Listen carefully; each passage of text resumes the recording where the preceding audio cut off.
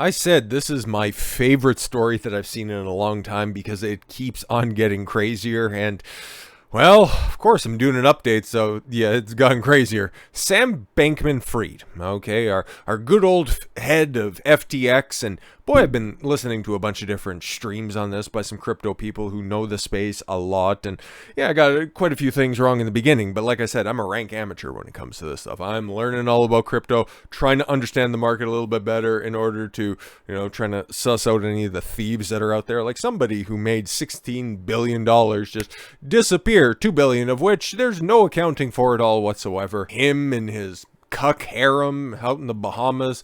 No fucking idea what's actually going on with this weirdo, but the New York Times does, because he's going to be speaking at an event for them.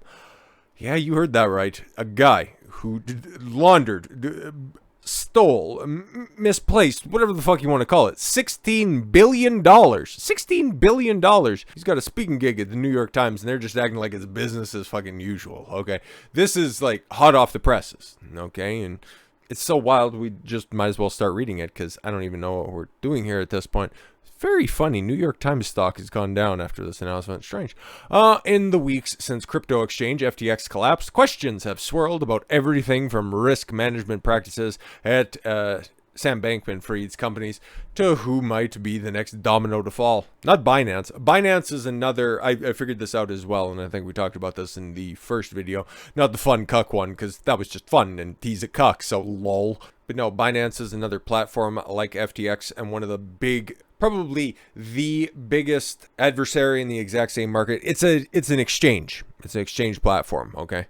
Used to purchase the different coins that are out there. That's what FTX still theoretically is, because it's still limping around in some form or fashion. It's just everybody is staying away from that right now, except for the New York Times. Smaller and perhaps more niche subsection of the crypto Twitter has also wondered, will Bankman-Fried honor his scheduled appearance at the New York Times annual A Deal a Book Summit? It would be the former FTX's CEO's first public appearance, a cryptic Twitter thread notwithstanding, since he sought bankruptcy protection for his fallen crypto empire. Yeah, I seen this unearthed a couple of days ago. It's like he's supposed to be speaking at this event, and I'll be speaking with Andrew Sorkin at the Deal Book Summit next Wednesday. So 6 days from now, okay, next Wednesday, he's going to be there in the flesh. And like FinTwit, financial Twitter points out, in 2008, Bernie Madoff was arrested within 24 hours of his fraud being revealed, and Bernie Madoff a pittance compared to what SBF just made disappear. But in 2022, Bankman-Fried will be attending the New York Times Deal Book Summit after his fraud was revealed. Round of applause, New York Times. You are truly doing the Lord's work. Does anybody respect this fucking publication at this point in time? I find that highly unlikely, given the fact that they just wrote a glowing review for our friend right here, inside Sam Bankman-Fried's quest to win friends and influence people. This is brand fucking new after all of this shit went down. Like, they even got it right there in the top byline. The collapse of FTX, what you need to know, why the collapse matters, Bankman's fall, who is Carolyn Ellison, a fucking cuck enthusiast, who, given the size of those chompers and how arbitrarily they've been nailed into her head, probably gives terrible top, but here we are. In just 3 years, the FTX co-founder built a massive operation to woo politicians, regulators, and non-profits to support his crypto goals. No mention of fraud, though. Very, very interesting. We'll read a little bit of this because it's baffling. It's incredibly baffling because they wrote this. I don't know when they wrote it. Maybe they were like, oh, for fuck's sakes, FTX collapsed and we got this shit like 3/4 of the way done. And it's like, well, just finish it and then we'll publish it because he's going to be speaking at our fucking deal anyways. Unless this is like a big elaborate sting where he just comes in and I don't know who would be dealing with this stuff, the FBI or the CIA. Regardless, they come in and swoop and arrest him. Like, that would be great, but I highly doubt it. In May, the founder of Chicago nonprofit that works with recently incarcerated... Oh, people got an email from the father of Sam Bankman-Fried. That guy, oh man, because what is it? Because like I was saying before, I was listening to a bunch of different streamers and people who know a lot more about the situation. The Bankman-Fried family and Carolyn Ellison's family, they are incredibly powerful individuals. Like, I forget exactly who it is. I know it's on the Bankman-Fried side. It's either his mom or his dad wrote some of the legislation behind what is currently governing the SEC. And there's a bunch of conspiracy theories, like break out the tinfoil hats when you come to this one. Either FTX was set up and supported by the Democrats, used as money laundering for Ukraine, and then it was forcibly or even timed to fail and collapse like it did right now in order to institute harsher regulations over cryptocurrency. That's a conspiracy theory. That sounds not too far-fetched, given the fact that the United States digital currency and a bunch of different a bunch of different, a slip of the tongue on that one, a bunch of different countries around the world are also launching. Like Japan just announced that they're going to be launching their own centralized digital currency for 2025, but that's been in the works for a little while as well. So the governments and everybody else who is dismissing this as a bunch of dorks on the internet creating money out of thin air realize that they're kind of late on this and want to regulate the fuck out of it to just make it kind of a knockoff of the stock market and kick out all the people that made crypto great. Anywho, but that's just a theory, of course. That's just a big conspiracy up there at the top and possibly have any legs to it at all.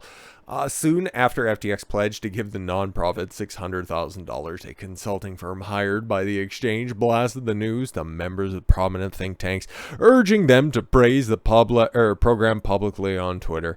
At least 2 email recipients did so. When are you going to get to like any of the scathing stuff or report on anything relevant when it comes to FTX? The money made never made its way to the nonprofit called Equity and Transformation. Bruh. Well, even if it did get there, normally anything that's named like that or in close association with anything like that, it's more than likely a scam. But the pledge and its attendant publicity provided a glimpse into the inner workings of the sprawling influence campaign that Mr. Bankman-Fried shaped before it all came to a halt this month when the company was forced to file for bankruptcy, promoting a criminal investigation. And that's why they're bringing him to an event to talk about what exactly? How to run a Ponzi and get away with it. Oh, okay, my mistake. After 3 years since Bankman-Fried launched FTX, the company, its executives, and philanthropic arms spent or pledged hundreds of millions of dollars in political, $39.6 million to the Democratic platform in 2020, and then another $20 or $40 million for the midterm cycle. Could be getting either of those mixed up, but this dude spent a fuck ton of money on Democrats. But that's neither here nor there, of course. Network of political action committees, PACs, nonprofits and consulting firms funded by FTX or its executives work to court politicians, Democrats, regulators, and others in a policy orbit with the goal of making Bankman-Fried the authoritative voice of crypto. Yeah, no, exactly. This definitely wasn't an op, and if New York Times was actually being fair and honest about this stuff, they should be able to point this stuff out, okay? But this looks like a glowing endorsement of their future guest, right? Next week's guest. Okay. Some lawmakers are offloading campaign contributions from Bankman-Fried and his allies by making donations to charity in the same amounts they received. Sure they are. Is Joe Biden doing that? Some of the politician campaigns. Oh, no, not the guy who benefited most greatly from Bankman-Fried. In some ways, FTX followed the playbook of larger and more established corporations by spending years carefully spreading money throughout political systems to cultivate relationships and build clout. See, it's just because FTX sucks and is fucking corrupt. Okay, it's not that bad because everybody does this stuff. Bruh, are you serious? But FTX's influence as operation launched faster and was more frenzied. It's kind of like the crypto space in a nutshell, don't you say? It's blurred the lines between corporate affairs and political activity purposefully and notably, and we've got the receipts on this, but again, don't mention any of that stuff though, because you're hosting this dude in a couple of days' time. It's relentless and all-encompassing, said Dennis Kelleher, the president of Better Markets, a nonprofit that fights for more regulation on financial firms. Bruh. Remember that conspiracy theory I was outlining to begin with? Less conspiracy, more theory at this point, okay? Because you got these nonprofits so just weighing in, we need more regulation for this because one of the top 2 firms that was pulling some shady shit in the beginning, yeah, they ended up pulling that shady shit that we knew all all about it all, and the fact that they didn't have a board of directors or anything like that. It was just Bankman and then him laundering money over to Alameda Research that's run by Carolyn Ellison. Nothing funny about that at all whatsoever, but seriously, we need to regulate the entire industry. It's like whenever somebody goes out there and shoots up a place, oh, we just need to take away all the guns because crazy people exist. It's like, okay. When FTX was seeking regulatory approval for some of its activities from the Commodity Futures Trading Commission, the FTC, okay, a company official asked around about whether a donation would help secure the support of better markets. Hey, can we like pay you off or something like that in order to get us that regulation we want? Because that would be great. Okay, thanks. And according to Mr. Keller, a second person with knowledge of the inquiry, who did not want to be identified, FTX did not donate to Mr. Kelleher's group. I guess he didn't exactly have all the sauce that he needed. He wasn't all about lobbying, okay? He just wanted to collect the checks, okay? I don't actually want to do the legwork. Just pay me and I'll just put in a good word for you. In an interview on Sunday night, Bankman-Fried said he strongly believed in charitable causes he funded. Of course he did, because hashtag support Ukraine, right? But he acknowledges that some of his political work around the world was a public relations exercise. Are you going to say Ukraine by name? Because that would be fun. All people running, especially regulated businesses, had to spend time thinking about what ribbons they had to place around the businesses and cloak it in a sense of, we wish they would do gooderism. Mr. Bankman-Fried said, we all end up playing the same game. See, I'm not corrupt. Everybody else is corrupt too. So are you going to lock all of us up? Yes. Mr. Bankman-Fried and Ryan Salam, assalamu alaikum, another FTX executive, burst onto the big money political scene during the 2022 election campaign. No. We got open secrets and shit. We've seen how much money this motherfucker spent in 2020 as well, so stop it. As their net worths soared, they established themselves in FTX's influential cross-partisan givers. Oh, givers and receivers, because we've also seen some of the opinings. And why is Fetterman there? We'll get to that. To determine where to spend their money, representatives from the newly formed Super PAC, whether to wear a cape or something, operations that received money from FTX executives sends questionnaires to dozens of candidates to assess their stances on cryptocurrency.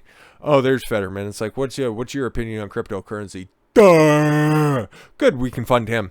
In early March, representatives of one super PAC, Web3 Forward, were pleased when the campaign of John Fetterman, a Pennsylvania Senate candidate and current senator, because the reasons that are becoming far more clear now, returned a completed questionnaire expressing support for the cryptocurrency industry. Hi, we have a lot of money to sell. We have a lot of money to give to your campaign. Potentially. We don't want anything in return except for a lot of influence about how to regulate the industry that'll best benefit FTX. We're just wondering what your stance on cryptocurrency is.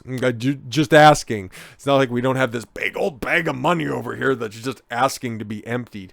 What are your opinions? Fill this out and just return it in a timely fashion. Okay, thanks. Need nothing further from Team Fetterman. Thrilled. He is pro-crypto. A consultant for Web3 Forward emailed an ally of Mr. Fetterman. About 2 months after the email, Web3 Forward began airing an ad casting Fetterman as a working-class champion who was not going to get schmoozed by lobbyists. Bruh, how much money did you take? Super PAC spent nearly $4.7 million boosting Democratic candidates in the midterm elections, mostly in their primary campaigns, including more than $212,000 supporting Fetterman. There it is right there. But yeah, no, you guys are inviting this fucker around. Interesting. Joe Cavello. All right. A spokesman for Mr. Fetterman wearing a Balenciaga suit probably sought to distance the newly elected senator from the disgraced crypto entrepreneur. Yeah, we got your money and now you're like kind of a liability. So clean that shit up first and then just make sure to make out the next check and just post date it for 6 years. Don't worry about it. In a statement, Adam Goldberg, yes, a spokesman for Web3 Forward, said that neither Bankman-Fried or Salam nor anyone else at FTX or representing the interests had any role in deciding the candidates were supported. No, they funded them all. All of them Dems, by the way. Like, come on, we can look at this shit. And this is something that some asshole with a $50 camera and a $75 mic can figure out, but you guys are playing a little fast and loose with some of the details that are here, but that's the journalistic discretion that you can get over at the New York Times. I just got to be, adherent to the truth and just fucking big weird my moral stances as opposed to yours, but I haven't been around for over 100 years. I understand. Mr. Goldberg said that although Mr. Salam was involved in GMI, sorry about that, skipped over that, Web3 Forward received almost all of the roughly $5.9 million it raised in 2021 from the GMI PAC, Super PAC, which Mr. Salam was a founding board member of. Interesting. GMI, in turn, received about 32% of the nearly $11.6 million from Mr. Salam, Bankman-Fried, and an FTX affiliate. Salam or Goldberg was involved in GMI. Not everybody who donated to the Super PAC or sat on the board supported FTX's specific agenda, but we just really liked their money. Mr. Salam did not respond to a request for comment. No, of course, he's probably, chilling out on the beach in the Bahamas. In the months leading up to the 2022 elections, Bankman-Fried donated about $40 million to federal campaigns, 39.6 if I do recall correctly, and committees that primarily supported Democrats, yes, to attune to 99%. 99%. Like, I'm sure it's probably a fucking rounding error at this point. According to Federal Election Commission records, including $27 million in a super PAC called Protect Our Future, and is said to focus on helping candidates who support pandemic preparedness. Cool. What does that have to do with cryptocurrency, though? I'm just wondering, okay? That made him the party's second biggest single donor behind George Soros. That's not something that you want to find yourself in company with. Just saying. The billionaire financier, former Nazi collaborator, who has been among the leading funders of the left for decades. Nothing sus about that at all. Mr. Palpatine is 92, and some Democratic fundraisers had high hopes that Bankman-Fried could play a similar role because he's going to fucking die soon. In a podcast interview earlier this month, Bankman-Fried said that he is expected to spend north of $100 million in the 2024 presidential campaign, and now the Democrats are legitimately punching air. It's like, where the fuck did he have to go bankrupt? Fucking Christ. Republicans had high hopes for Mr. Salam, who donated nearly $24 million to 2022 campaigns, mostly to Republicans and groups that supported them, including $15 million to a super PAC that he launched called American Dream Federal Action. Who did you support, my guy? And it spent nearly $517,000 to support the successful Senate campaign of Representative Ted Budd of North Carolina. That's one good person. Okay, Mr. Budd was the beneficiary of more than $400,000 in spending by the super PAC called Crypto Innovation, devoted to helping Republican congressional candidates. This is the first time that I've heard of this Mr. Salam guy, so I legitimately don't know what to think about him. Like, I don't believe that his name came up in either of the previous videos. It's not, hopping off the page to me. Mr. Budd did not respond to request for comment. Yeah, but it also has nothing to do with Bankman-Fried. You're just, 6 degrees of separation on this one. A week before Election Day, a group funded by Bankman-Fried and formerly run by his brother, Gabe Bankman-Fried, guarding against pandemics, and then trying to regulate the one thing that people were using in order to escape the matrix, cryptocurrency. It's making a little bit more sense. A week before the election, hosted separate cocktail receptions for Democrats and Republicans at the townhouse near the Capitol. The group, which focused on pandemic preparedness, paid nearly $3.3 million in April for the house, where it hosted events and a bunch of orgies. An invitation to the Republican reception hailed Mr. Salam as a budding Republican mega donor. All right. An official at Guarding Against Pandemics texted the chat in late October concerning a $500,000 donation to the Democratic Party PAC in Oregon for Nishid Singh, an FTX executive, had been misattributed to a cryptocurrency payment processing firm. Oh, it's just a simple misunderstanding. It's not something that you knock somebody's door down on and run a raid on and charge them, with any sort of federal crimes or anything like that. I'm sure you guys could just work it out behind the scenes. I don't want FTX to get less than fully value, okay, from their contribution, the official wrote. Oh, okay, cool. I will just gloss that over like 2/3 of the way down the article, right? The official appeared to reference a similar occurrence. It's just a couple of mistakes that happen, okay? Earlier in the year, when $14 million contribution had been listed on FEC filings, having come from the same payment processing firm. It subsequently reattributed mostly to Bankman-Fried and partially to Mr. Singh. Okay. The donation to the organ PAC was also reclassified to reflect that it was Mr. Singh, Mr. Singh, according to state campaign finance records. Yeah, of course, Bankman-Fried, he just works in the shadows, right? Shifting filings underscore the concerns about crypto money financing political donations. No, it underscores the concern of this motherfucker with his fingers in all of the different Democratic pies that are around there, okay?